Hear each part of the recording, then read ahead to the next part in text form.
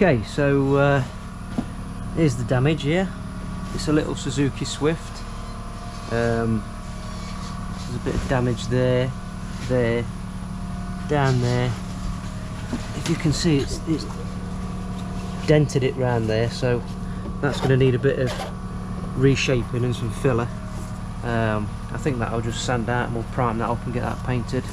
It's a lease car, so it doesn't have to be absolutely perfect, but we've still got to get it to a standard so that it can pass its inspection, and the customer hopefully doesn't get any fines, which they don't usually. So yeah, first thing I like to do is just give it a quick panel wipe down, just a normal quick cheap panel wipe, just to get rid of any bits that are on it, bits of tar, grime around the number plate.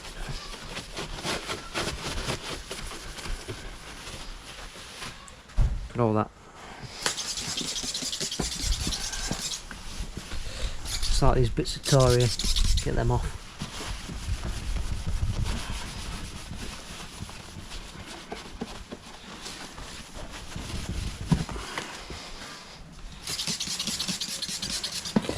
See, it's always good to do an inspection because there's another bit of damage there. The customer didn't point that out, but it's there and it needs doing.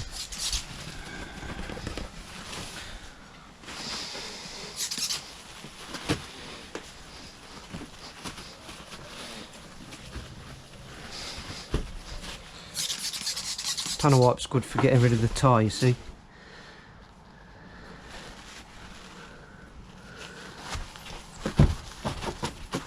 You can buy a dedicated product called tar and glue remover from most valeting suppliers, but panel wipe's absolutely fine.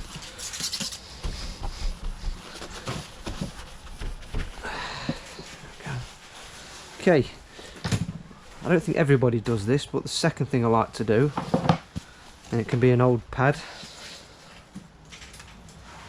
doesn't really matter, is give it a good polish, well, a quick polish. Just get familiar with the bumper, and it also removes any light scratches that might show through your repair. It also gives you a chance to get familiar with the bumper so you don't miss any bits.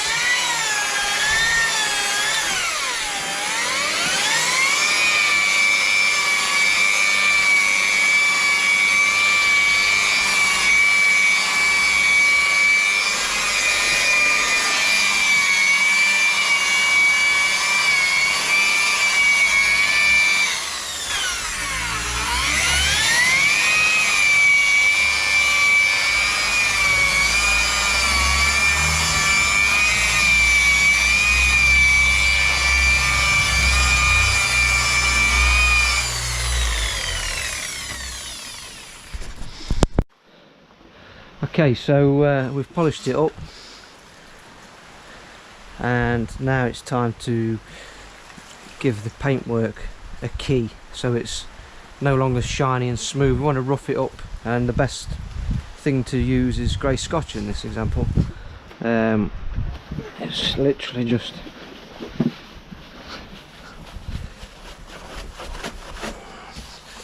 I just put a little bit of car wash soap in a bucket. It's important this stage of the process, because if you don't do this right, then the paint ain't going to stick, which is an issue. Now, getting in all these gaps, really got to get in there. It's a mistake a lot of people make, is they don't spend enough time getting these edges right the way in there. You know, scrunch it up a bit. Same with down here, look, right in there, because this is where people's paint jobs tend to peel back after time, and it's just because they haven't put enough effort into scotching the gaps and the corners. So I'll just move on to this bit down here. Now, as I said, this is a lease car, so it's going back to the lease company. The lady's going to exchange it for a new one, so the process there is the lease inspector is going to come out, or when it's back at the dealership, the lease inspector is going to be called out, go around the car. If there's any marks that don't fall within the guidelines, then they're going to fine the customer. So a lot of my work and a lot of smart repair guys' work is to do a lot of lease return stuff, because it's far cheaper to have your car repaired by a repair, either a paintless dent removal man, a wheel man, a smart repair man, or whoever, or somebody that does it all. It's far cheaper to have it done before you send it back. So, and they're pretty ruthless nowadays. It's big business.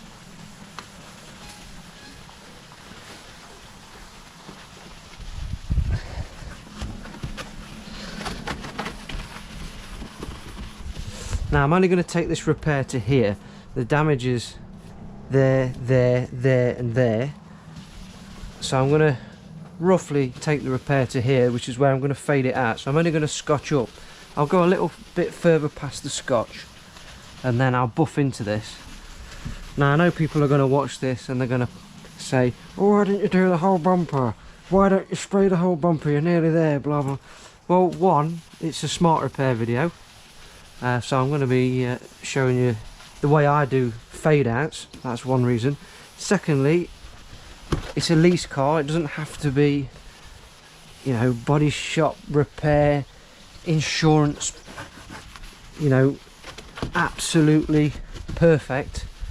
And I'm doing it on a budget for the lady, because she's had a lot of bits done around the car, lots of scratches, chips, wheels.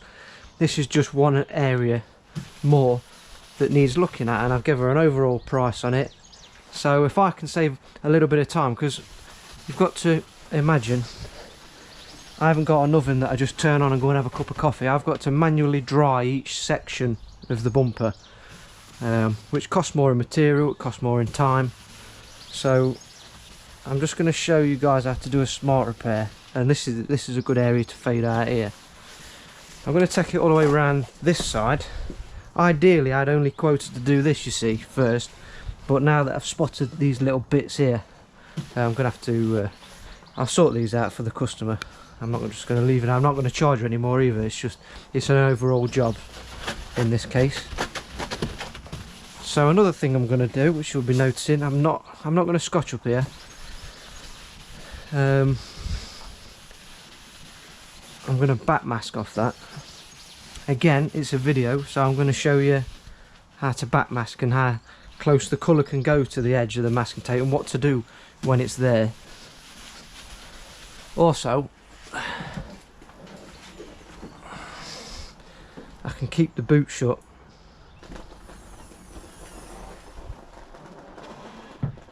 while I'm spraying, which just makes my life easier.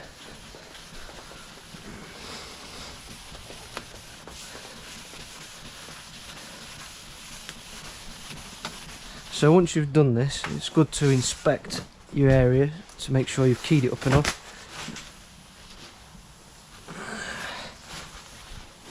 While that's just drying, I'll just take one down here.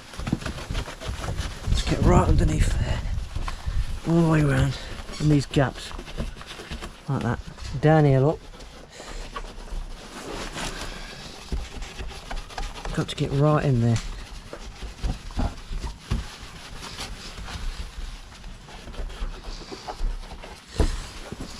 See how it's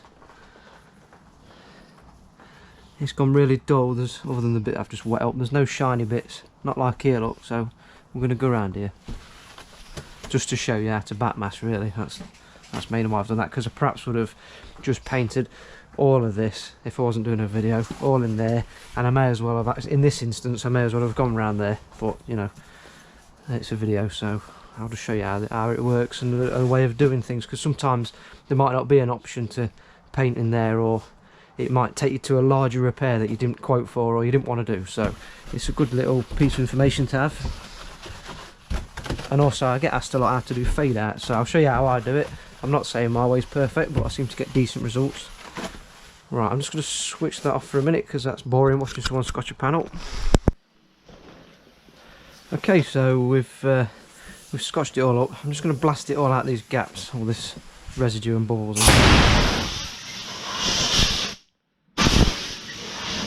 If you leave it in there, it tends to like cake up and leave a white residue that's quite difficult to get out. So it's always good to blast it out while it's still moist and wet.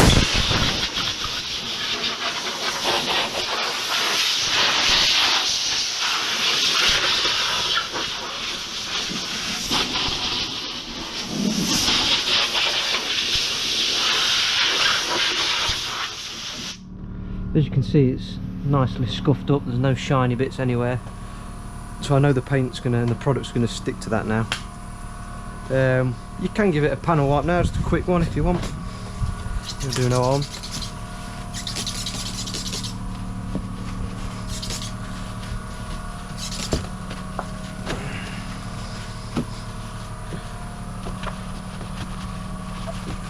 Right, there we go. And bent. Right, obviously here we've got a bit of a hump, so I don't want to just sand that down because you can only go so far with it. So I like to get just a heat gun.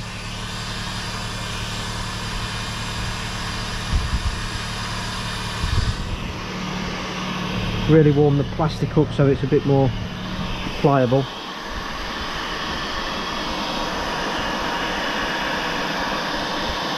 Obviously that's getting really hot now. It doesn't matter if you bubble the paint up because you're sanding it down and painting it all anyway.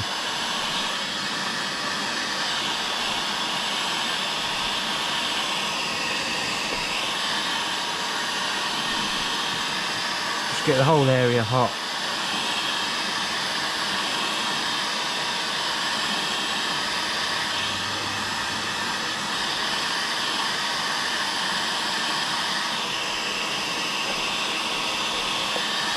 Red hot now. Now what I like to use, there's different things you can use, but something like this usually helps quite well because of that. Just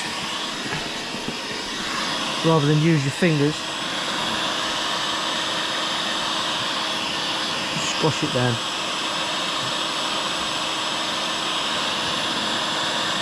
Not too hard because the plastic's soft and you could go too far with it. It doesn't matter if you do, but just be aware, because what that's doing is pushing out the plastic as well there, you see. So just trying to get a bit more of that shape back that used to be.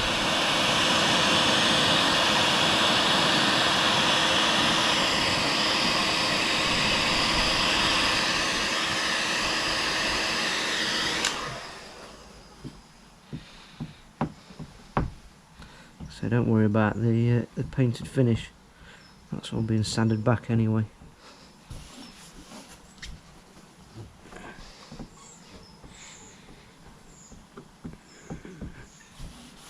Okay, we'll let that cool down now. That's absolutely boiling. So once it's cool, the paint, the plastic goes hard again.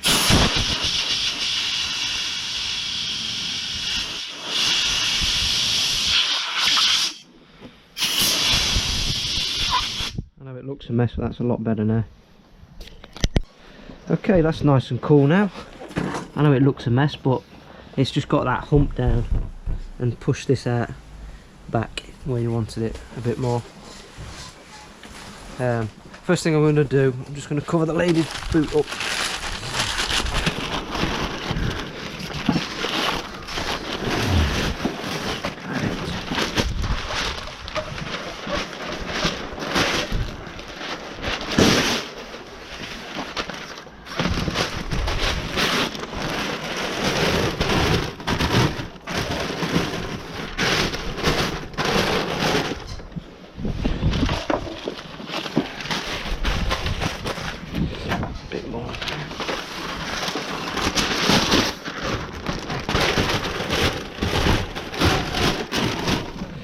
Right, sanding time. Now, firstly, for this bit here, I'm going to use a sander so it spins, as opposed to a DA, which oscillates They've both got the uses. Sander, it's a lot more aggressive, so you can really knock down any highs or flatten any scratches out. Takes longer with the DA, and you can only do so much with a DA. These are my little sanding discs, 77mm, 80 grit, 180, 320, 400. Everyone uses different ones, they're just what my most common ones, but in this instance we're just going to use a 120 because I don't want to go quite, these are really aggressive, these 80s, especially on a sander, so you can make more mess than you want really.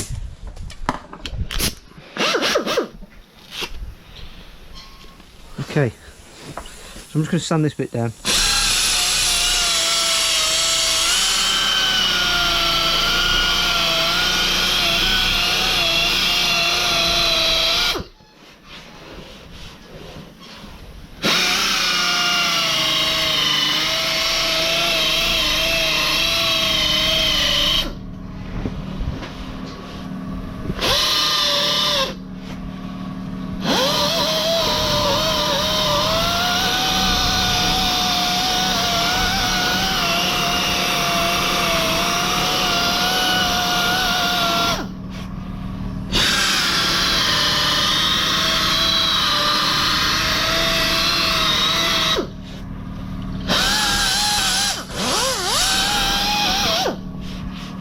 That bit.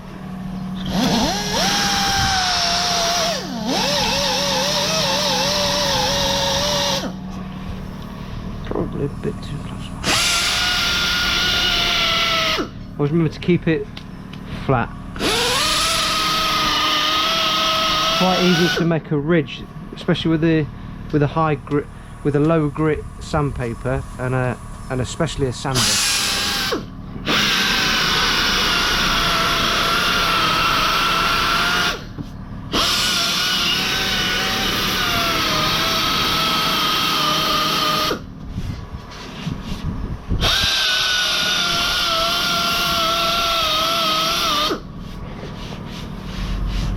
Give a bit more down there.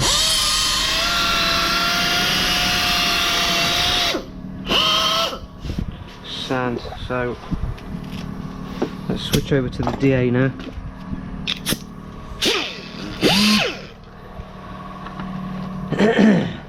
We'll go for a 180 I think now.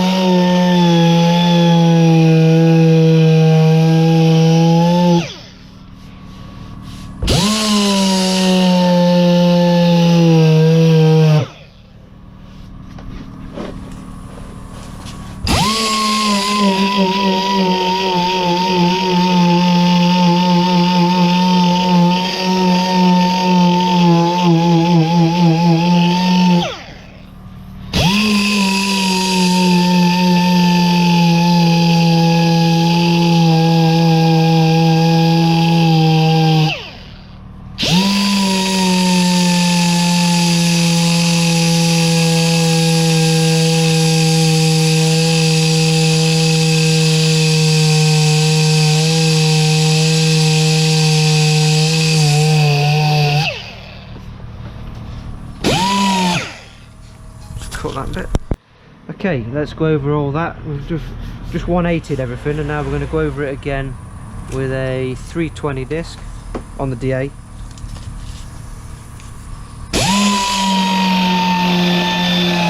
Every time it's just making the area bigger as it's feathering out the damage.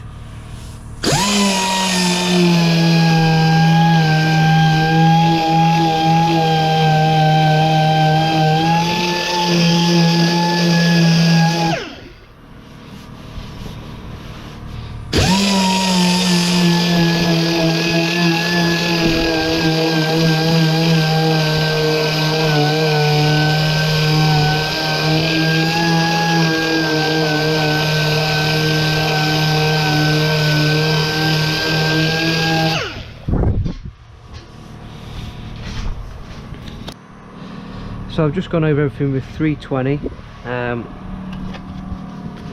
Under normal circumstances now, if it didn't need any filler work, like this bit here and this bit here, I'd just go over the DA again, and I'd just 400, because 400 you can prime on top of that, and it also is that last stage of smoothing and feathering the damage.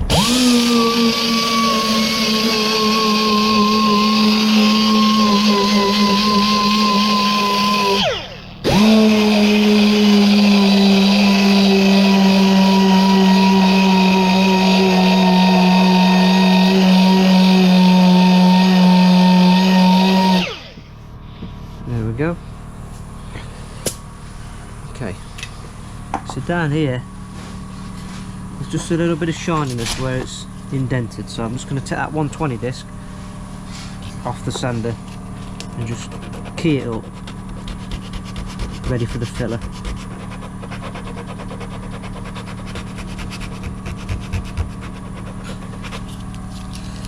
Make sure you get right in there with it.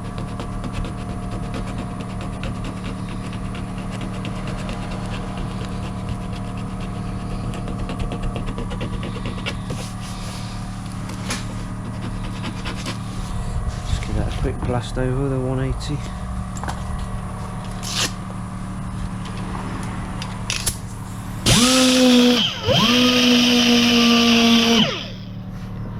Okay, there's a little bit of indentation there, so I'm just going to put a bit of filler here as well, because I can feel it. You can't see it, but I can feel it. Obviously not forgetting this bit down here. I've still got the 400 on there. This just needs feathering out a bit, ready for some primer.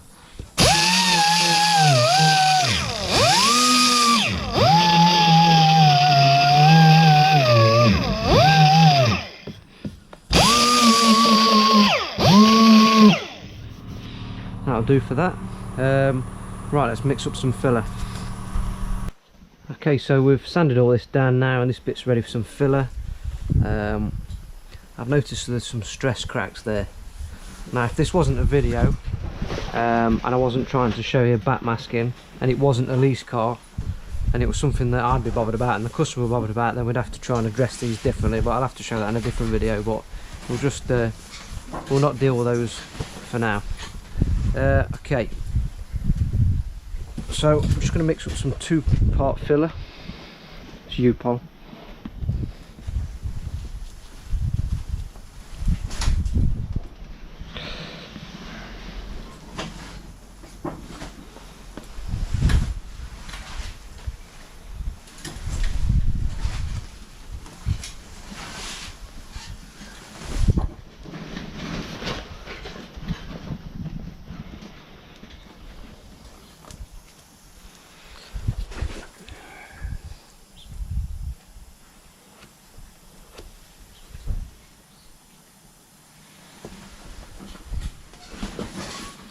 It doesn't have to be perfect at this stage. It's just the first application.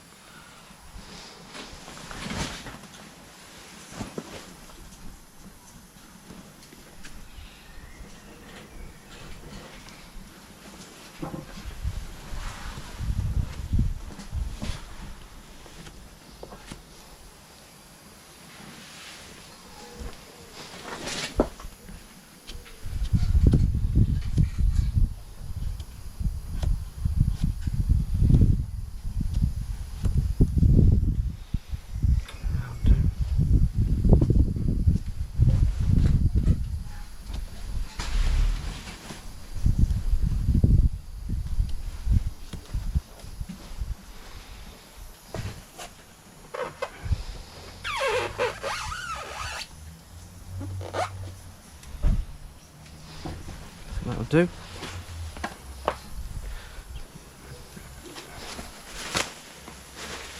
Right, we're just going to have to let that dry now. I'm going to get my heat lamps out, infrared, and they can dry it, which is going to take about 10 minutes. Okay, while that's drying with infrared heat lamps, it's nearly there now. I'll just show you. We're just going to put a bit of primer on this little bit.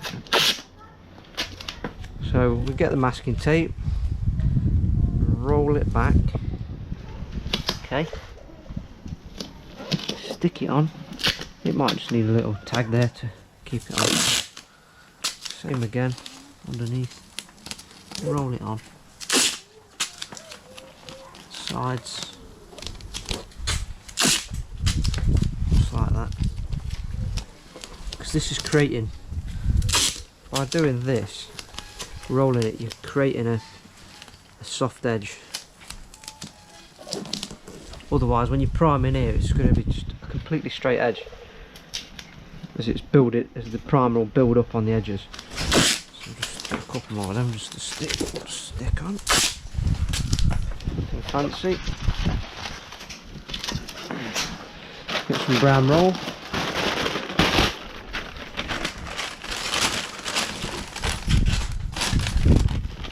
Stick that on. There's various ways of doing this, and there's products out on the market that have got like plastic sheeting that's pre-built onto edge of a masking tape, which is fine, but I don't know if you can see today, the wind is horrendous, so the less things you've got flapping about, getting wet, you know, we're not in a body shop, it's blowing around, you know, the sheets have been blowing, you'll be tearing it off, you'll be sticking to your hands. Sometimes you just got to keep it simple. Some of the old methods, there's nothing wrong with them products, they're brilliant. And on a fair weather day or inside a body shop or unit or a purpose-built shed, they're absolutely brilliant. Save time, no messing about, but unfortunately outside when you're spraying and working on outside, you're against the elements and the environment, and it's just another thing to keep on the van. So I'll just do it the old way. Doesn't have to be neat, you're just creating a little soft edge box for the primer to go in. I'll just roll these back a little bit.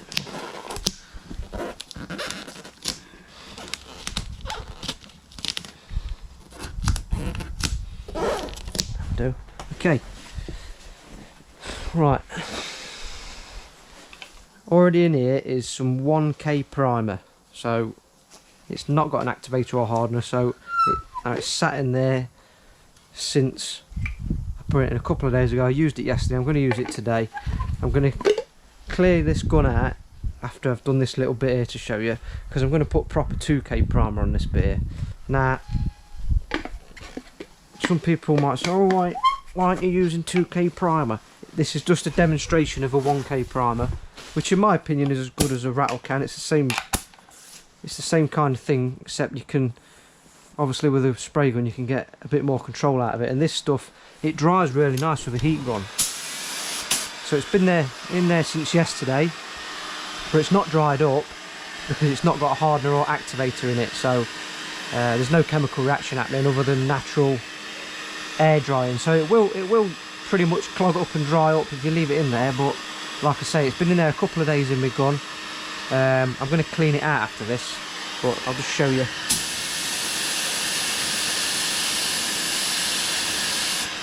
Just a light coat. Now you're not going to get any major build out of this like you would a UV primer or a 2K primer, but it's just handy, it's quick, it dries in seconds. Don't hold it too close or she'll bubble it up. It's just handy stuff if you're doing a quick job or a little bit like this, or if you're doing a trade job, or in this instance a lease return job. I think it's really useful stuff. I do use it regularly. I wouldn't recommend using it on massive repairs. I don't like using it over filler.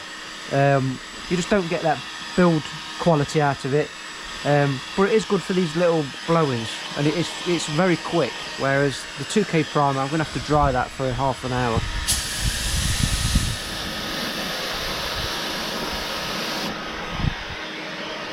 Okay, so we'll just, that's all it takes really, is just a bit of drying with the heat gun. And it flats down nicely with a piece of 800 foam back disc, foam back pad, or some 1000 paper wet and dry. It sands down really nice.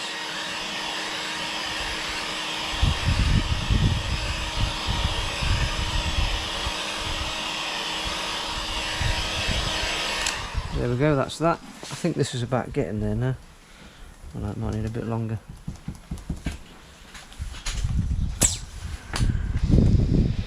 So that's touch dry now.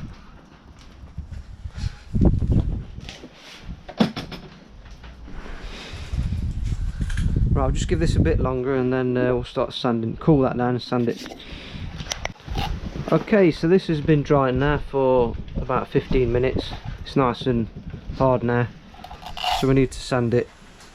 Get these strips, you can buy them the exact size for this small block, but I haven't got any at the minute, so I'll just cut that off like that. That bit, save that bit for another day. Now, I've got an extraction machine in the van, but I've not got it out today because I can't be bothered, but it doesn't matter. I'm just going to make some dust, that's all. Okay, so obviously it's a flat pad. We're just going to sand this down now.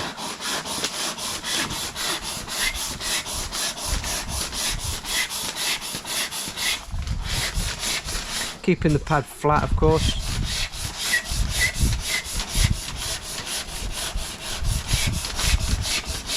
You can see that's flattened down nice. Same with this bit down here.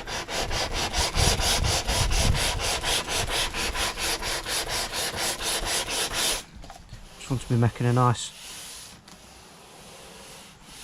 level surface there. So sand that like that. This bit here needed a bit of reshaping as well, so we'll get all that sanded up. I'll crack on with that. I'll turn the camera off for a minute because you don't want to watch me doing that. Okay, so I'm just going to mix up some finishing filler, dolphin glaze. If you're wondering why all this is taped up, it's because these foil containers, they're absolutely shit. They split all the time up here. I've had one split down there, a brand new one, because I left it in my toolbox, and it just knackers them up, so that's why it's covered in tape. I'm not obsessed with tape.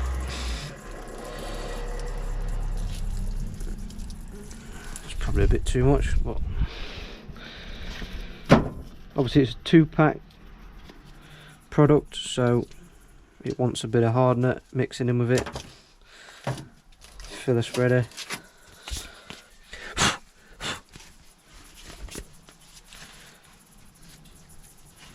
It does dry quick, so you've got to get a move on with this stuff. It's not very pliable for very long, so I'm just gonna get a bit of a move on with that.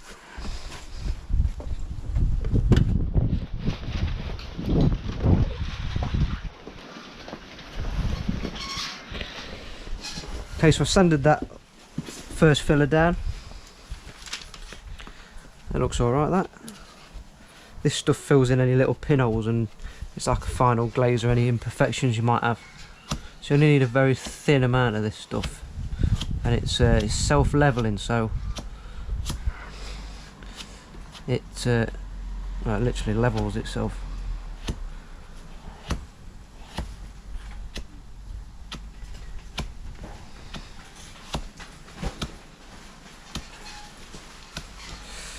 I think there was a pinhole there, look.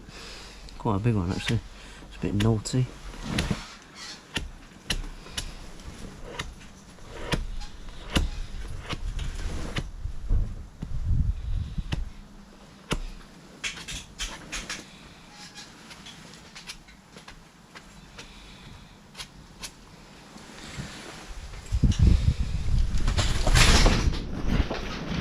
There's the wind. I think that'll do. Scrape that bit off there.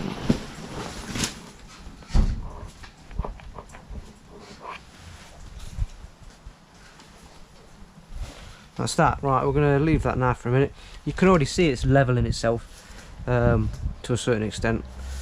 So we're going to dry that now for about 15 minutes with the heat lamps again. Okay.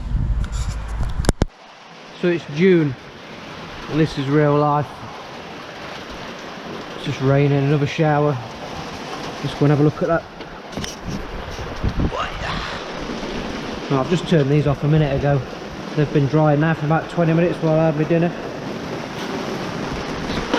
Get that out of the way. Health and safety. And that. Nah. Oh.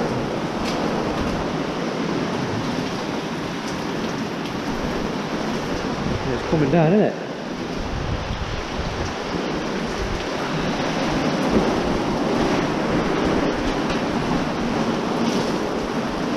Right then, let's have a look at this. Let's pull this down.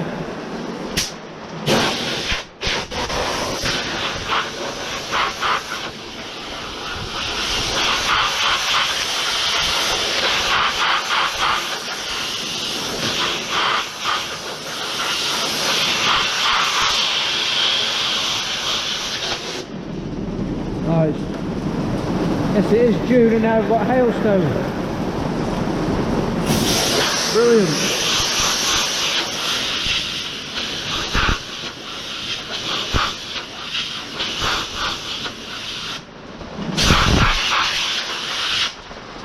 Okay, so we're just going to sand this down the same way that we did before. It's 180 grit from before, still on there. Just move that out of the way because that's getting wet.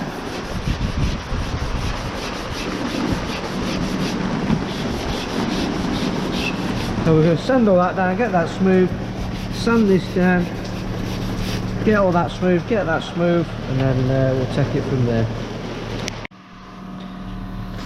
Now everything's wet. It's a summer's day now, look, June. Now we've had hail. I've moved the car forward down the gazebo a bit because that were a bit too close before. We're done working at the front of the car now, so I don't mind if that gets wet. Okay then, right, what I've smoothed all this down with 180 on there. Then everyone's got their own way of doing things. I like to just wrap a bit of 320 around there, just make it even smoother, get rid of some of these deep lines from the 180. Then after that, just on these edges, I just like to. This is 400 on a DA. Just smooth these edges out, these scratches. The same down here as well.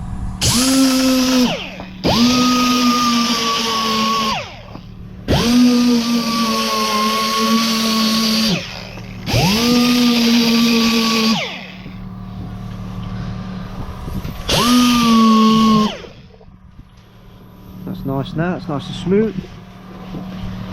This bit here, these are good. They come in a roll, in a box. This is 800 Rhino Soft stuff. It's just a foam backed sandpaper. It's the wind again. It's real life. Now, you can't really go mad with this because I've used 1K prime and it's really thin stuff, so it's just literally to feather it out. We can take this off now, this must.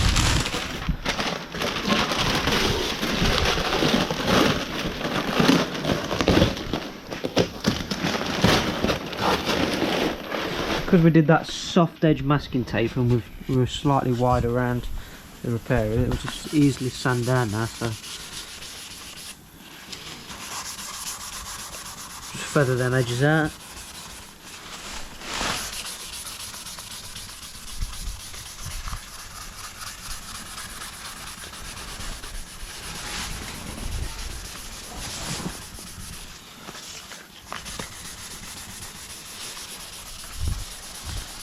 That's it really for that bit, that's all it needed. Base coat paints straight over this 800, and also it paints primer will go straight over the 400, but I'll just give this a quick tickle around here just as a final step, especially on these edges, just if there's any rough bits.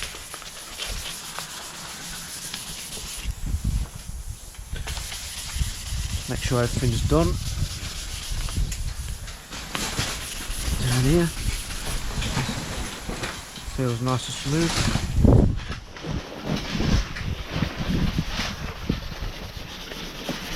Make sure I've got all down there.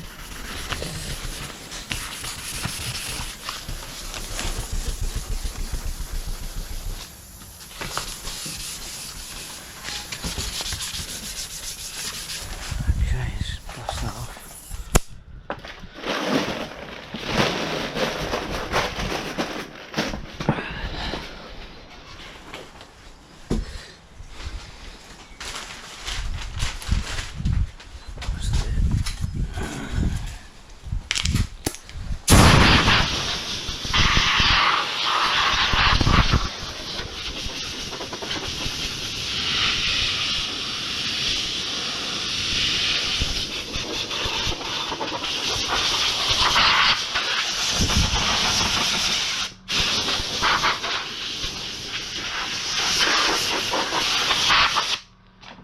Okay, that's ready for some masking now. Ready for primer. Right, I've masked all this up now. I've come away from, I've not gone right bang up to there, because you want to be slightly out the way of where you've repaired and these plastic bits showing through and all that kind of thing. I've back masked it off the swage line, back masked it off the bumper corner edge, just left myself a bit of space around there. I've done the same, as you can see. It's slightly crept back, so it's not too sharp or too harsh. I'm going to prime it now. I've just mixed up some 2K primer. It's thicker, it's better, it's more durable, but it takes longer to dry. That's the downside. I should have a mask on as well, by the way, at the minute, but I haven't. Okay, I've already blasted it or cleaned it, panel wiped it. Let's make sure it's alright. This stuff, you can put it on 2 applications, about 10 minutes apart. Just quick. Okay.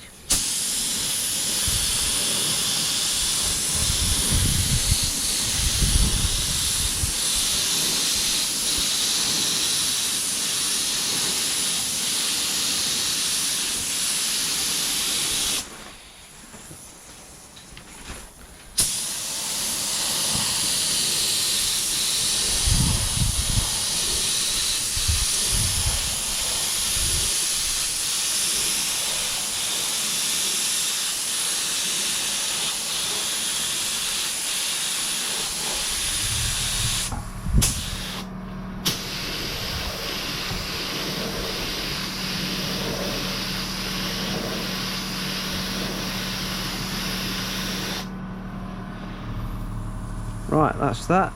I'm going to leave that now for a few minutes, about 10 minutes. I'll put the heat lamps on just to keep it warm around the area, and then we'll get ready for a second coat. Okay then, right, what have I done since I turned the camera off? While this one masked up, I gave this another coat of 2K primer, a nice thick coat. Lamped that for half an hour at about 60 degrees. I've also made this contraption here. This is nice. Basically, it's tied to there. It's basically to stop this hitting there, because it's a horrible day today and the wind's blowing this like this. I don't want it rubbing on the paintwork, you see. Yep. I've also started using this as a shelf because the floor's getting wetter and wetter. Tied things to things to stop this thing blowing away. Bagged the whole car off. Done all the masking round here, look. Not quite up to this edge because I'm going to show you what I'm doing around this bit. We're going to back mask there off the swage line. I think the next thing to do is we're going to do a fade out here, which is where you fade the new lacquer into the old lacquer to leave hopefully a seamless finish. So we get a bit of polish. This is just a normal old buffing pad, it doesn't have to be anything fancy. And where we've scotched up to, if you can see, where we've roughed it up, we're just going to come in with the polish.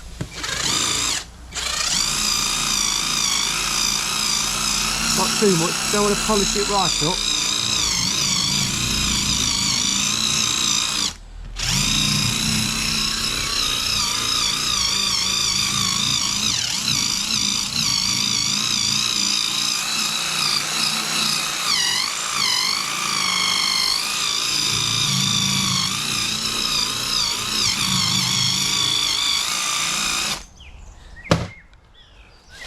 Wipe that down.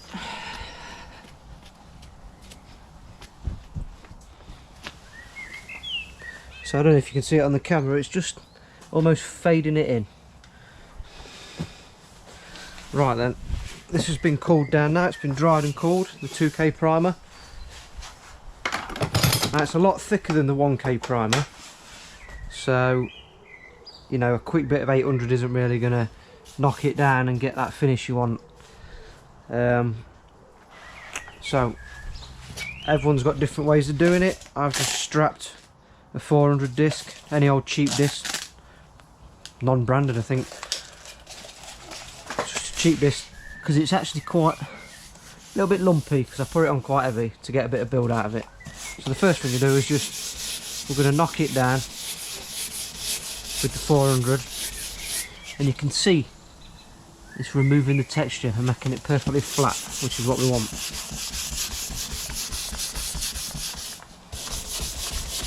We're not going to go too much with this though, because we're going to follow it up with some 600 and then 1000. Again, everyone's got their own preferences how they do it. This is just the way I do it. It's the way I do it at the minute. I might change in the future, I don't know.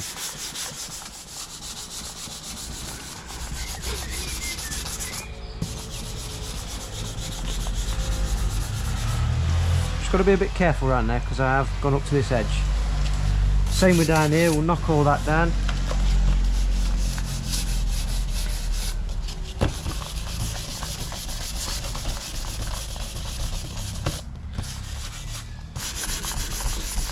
The 400 is mainly just to get the texture out of it really. We're not so much refining it just yet. It's just quicker and more efficient than if you went straight to 600 wet, in my opinion.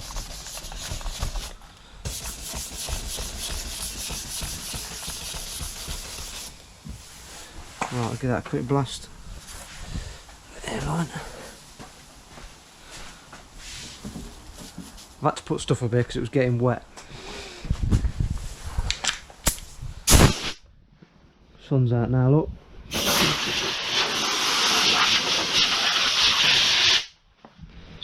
Right, 600 wet, bucket, a little bit of soap in there, car shampoo.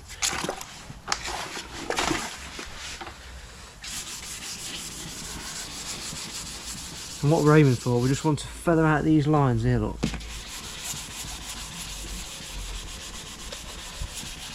Again, as I keep saying, I probably wouldn't have done it like this. Well, I wouldn't have done it like this if I wasn't doing a video. Just a bit too close to that swage line for my liking, but you know, we're involved now with that, so we'll have to carry on.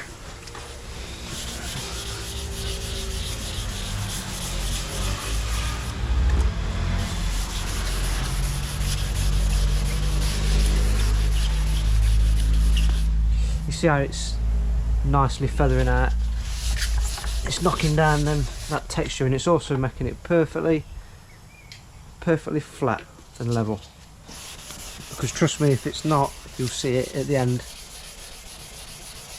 and the customer will see it, and in this case the lease inspector will probably see it. So just because it's a lease car doesn't mean that you can do it rough. You can get away with a few things and cut a couple of corners to help the customer out and keep it cost effective, but at the same time you've still got to turn out quality repair.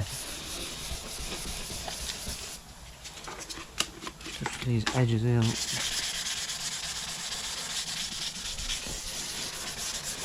Under there.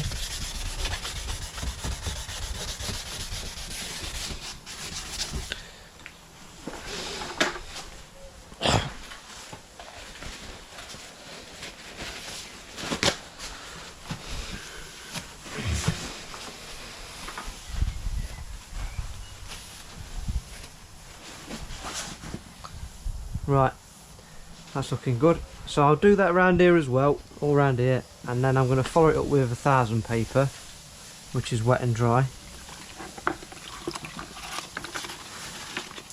There. Just there. Probably with a smaller rubbing block. See that? Wrap it round. Same again. Just feathers it out, because again, if you don't, you'll see it when you put the base coat on and the lacquer. You'll see an edge and you don't want that. Just got to be careful obviously these corners, not to go too mad on the corners.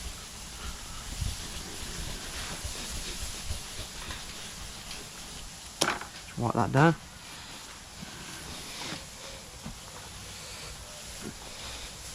Right, so I'll carry on with that, get that nice and smooth and flat, and then we'll see where we're at.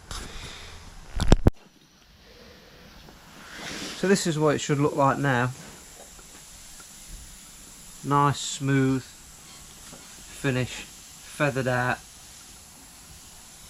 Down there's the same. No harsh edges or rough texture.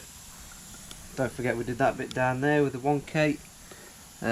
Now we're ready for final bit of masking and mixing some paint. Okay, so I'm going to mix some paint up on the laptop and the scales. Got a cup. There.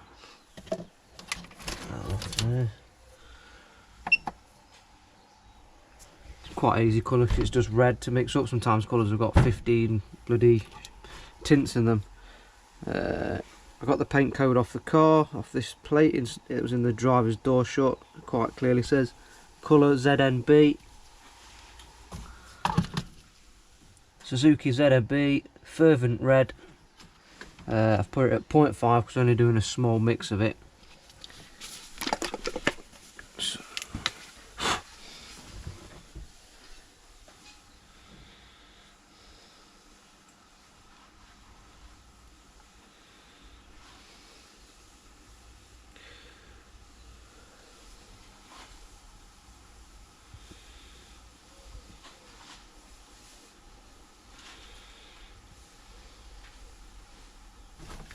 $37, says there 37, 519, 47.9.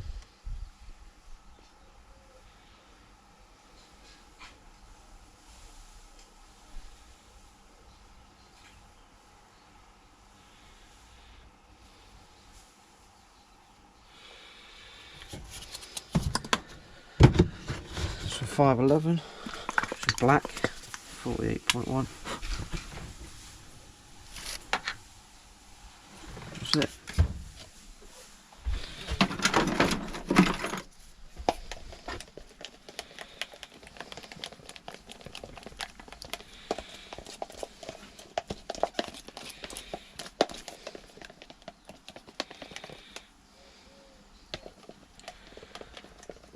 It's just a flat red, obviously. There's no metallic in it, no undercoat. It's just straight on top of the primer, which is good. Bit of thinners till we get the right consistency.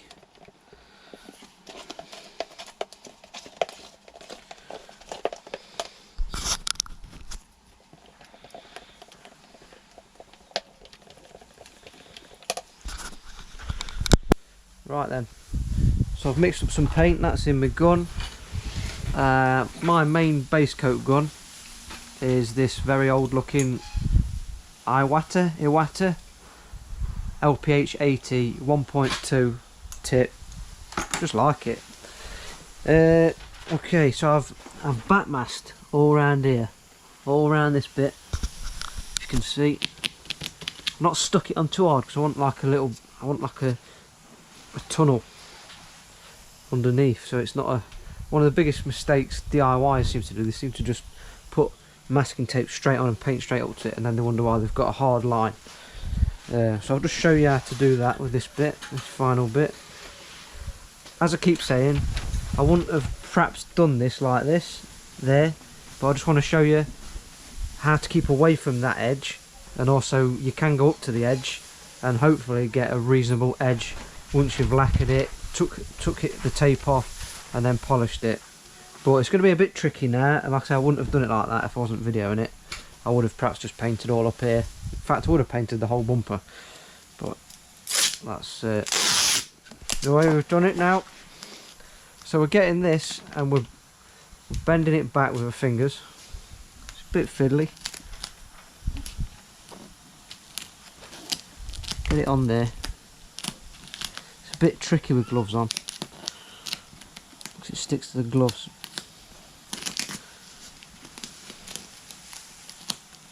You can buy and they're supposed to be very good. Soft edge masking tapes. I have used them in the past, but like I said before, being mobile, it's just another thing to get blown around, it's another thing to get wet, it's another thing to stock up on, it's another thing to keep on the van. It's not like working inside a unit. I'm not saying you can't use them outside, I'm just saying I choose to do it the old way with backmasking it. So all I've done with that tape is, I'll just show you, I've just got it and I've backmasked it like that, which makes a soft edge underneath there. Okay, fade out, same kind of principle. Get that, roll it in half, and if you remember where I've polished up to, that's where we want to be putting our roll. Now you're gonna have to fix it to something. I'll just go underneath there, look.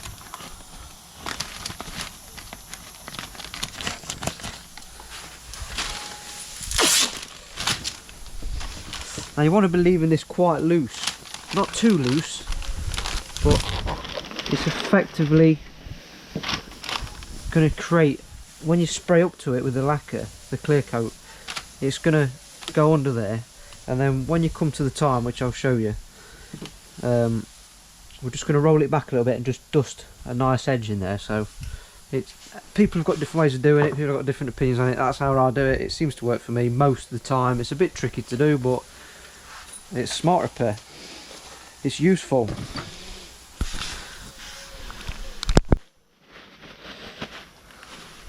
Right, just before we paint, I've done this several times.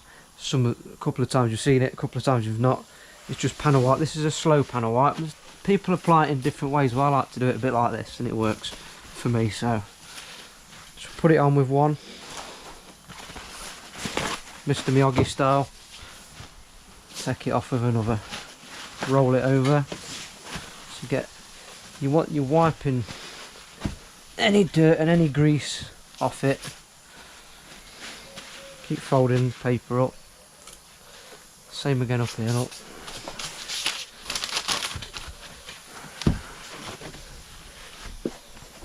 Fresh bit. Wipe it off.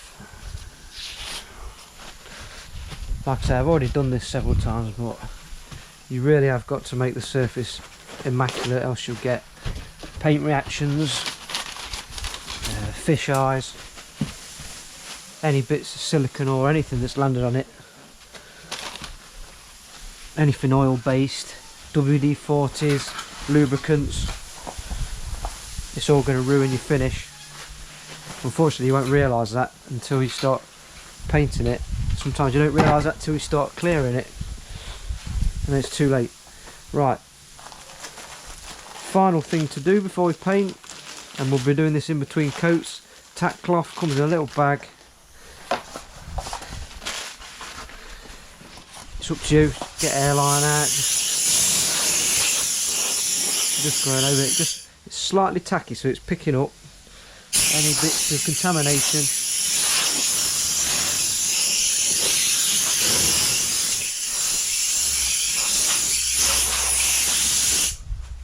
Right, starting to work a little bit quicker now because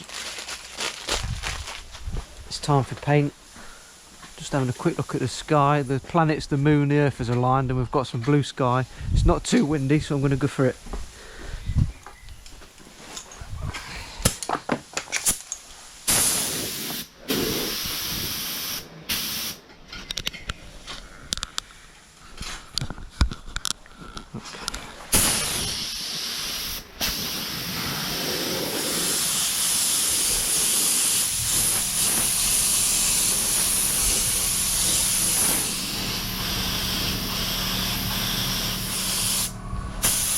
This red seems to be covering quite well. Some reds don't. Some reds need an undercoat. This one doesn't, unfortunately. So you're not chucking it on too too thick and too hard. This is just the first coat, one of 3.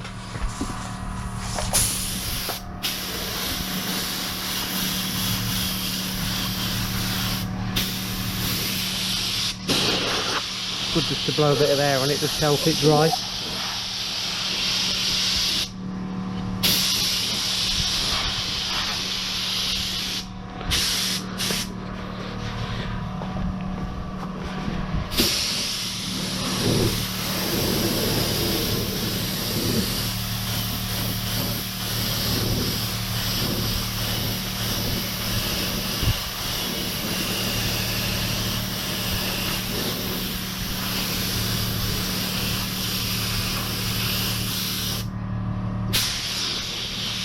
Just air drying it off, give it a hand.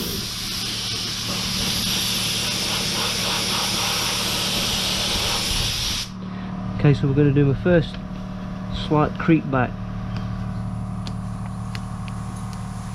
Just slightly. Same with that bit. Just so you can see some clean masking tape on there.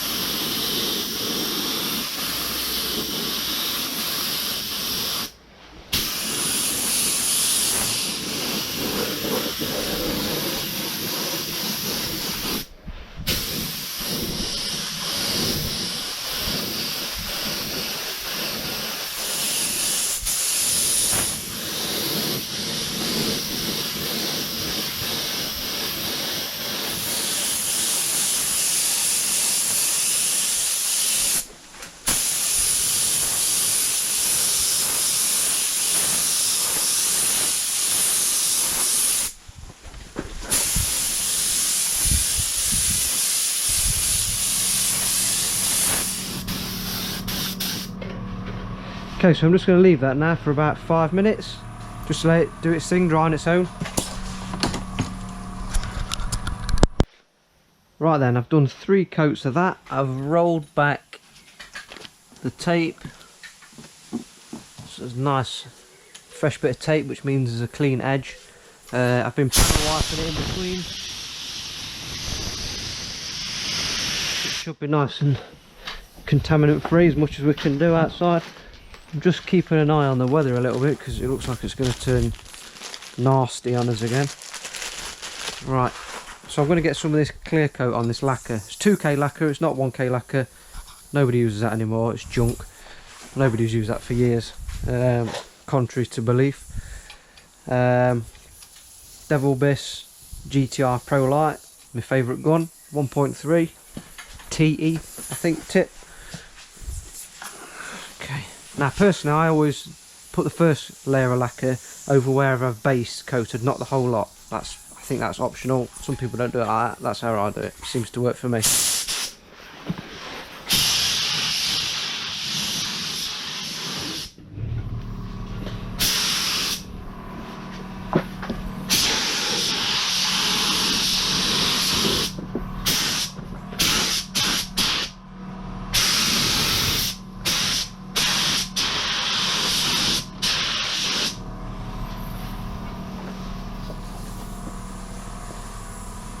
Going to get out of the way of that because I've got a mask on.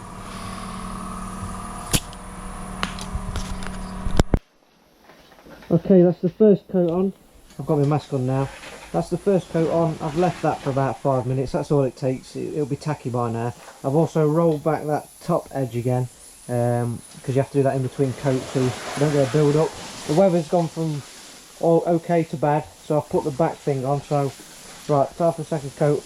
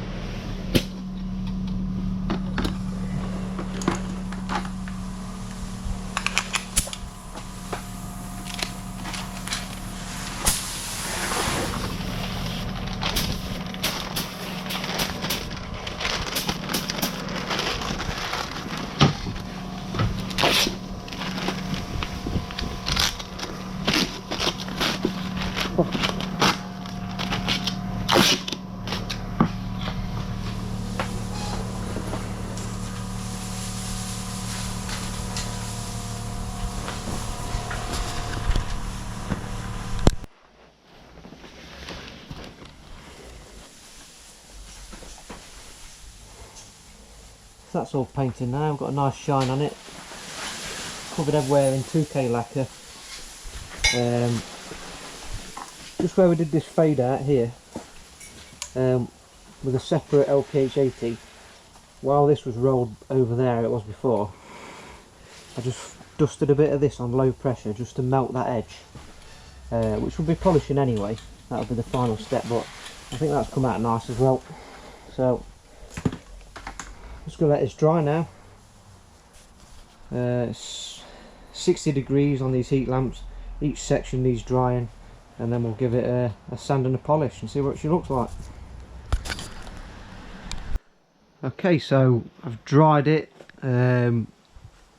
baked it at 60 degrees with the heat lamps all over. Obviously it's took about an hour to do that.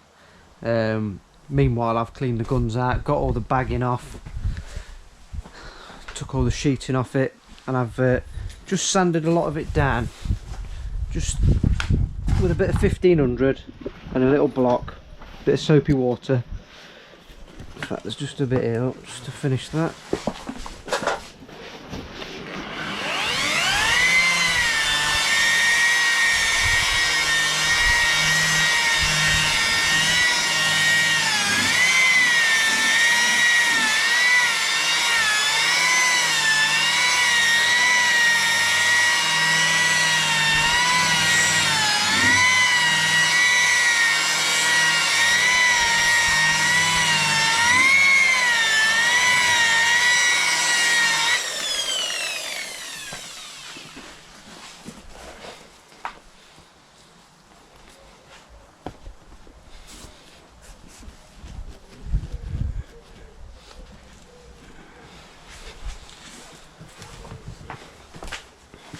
That bit in there, I just got that with a drill and a soft pad, cutting pad.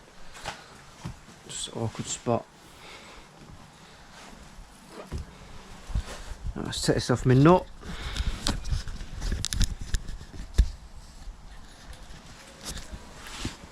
So that edge came out nice, if you can see it.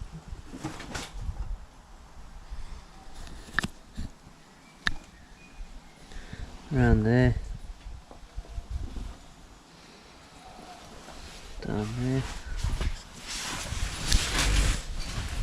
That's where the fade out is. It's pretty seamless, that. And there was damage down there. The dent.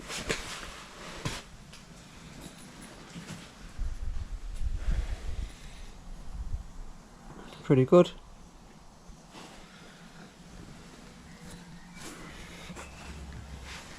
That's where we had that filler before.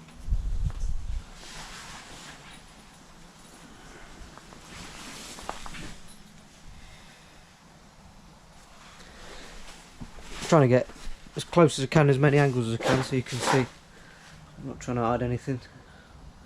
Down there.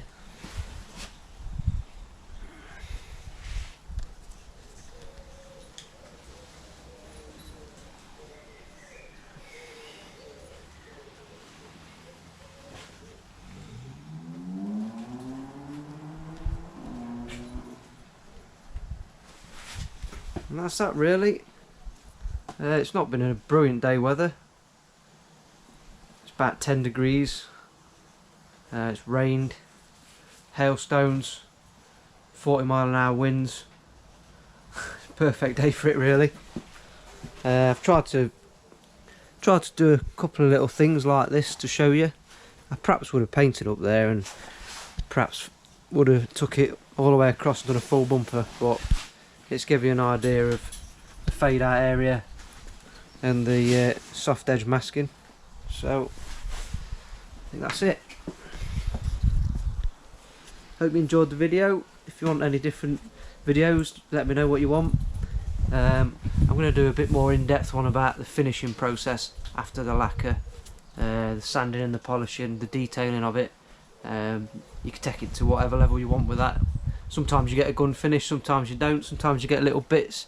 It's about knowing how to get rid of the bits and get out of the situations and get a nice finish. So Anyway, subscribe to my videos. I'll keep trying to provide more. I've got plenty to come. Thanks for watching.